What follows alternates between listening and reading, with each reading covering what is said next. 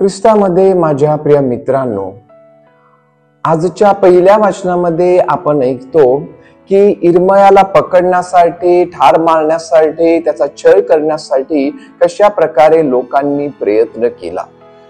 आपण पाहतो की इर्मया हा जो संदेष्टा आहे त्याला वेलिंग प्रॉफिट किंवा रडगाणे करणारा, गराने मांडणारा असा संदेष्टा असं म्हटलं जाते।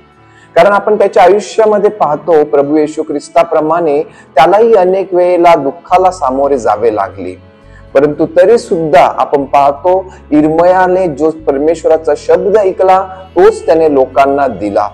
अनेक वेळेला त्याला अनेक अशा संकटाला सामोरे जावे लागले, परंतु सत्य सांगण्याचे त्याने कधीही सोडून दिले नाही। आजच्या पवित्र शुभवर्तमानामध्ये आपण ऐकतो की कशा प्रकारे प्रभू येशूला धरण्यासाठी, पकडण्यासाठी लोकांनी प्रयत्न केला, परंतु प्रभू येशू त्यांच्यामधून निघून गेला, कारण त्याची वेळ आली नव्हती।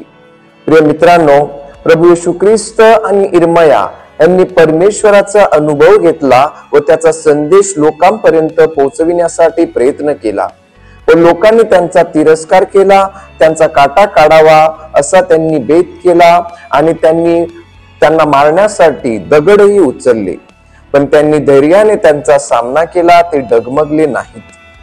परमेश्वर त्यांच्या बरोबर आहे व त्यांच्याद्वारे कार्यरत आहे हे त्यांनी दाखवून दिले। प्रत्येकाच्या जीवनात परमेश्वरासाठी उभे असताना अडचणी येणारच, काटे मिळणारच, परंतु ते सोसल्याशिवाय स्वर्गीय मुकुट शक्य होणारच नाही।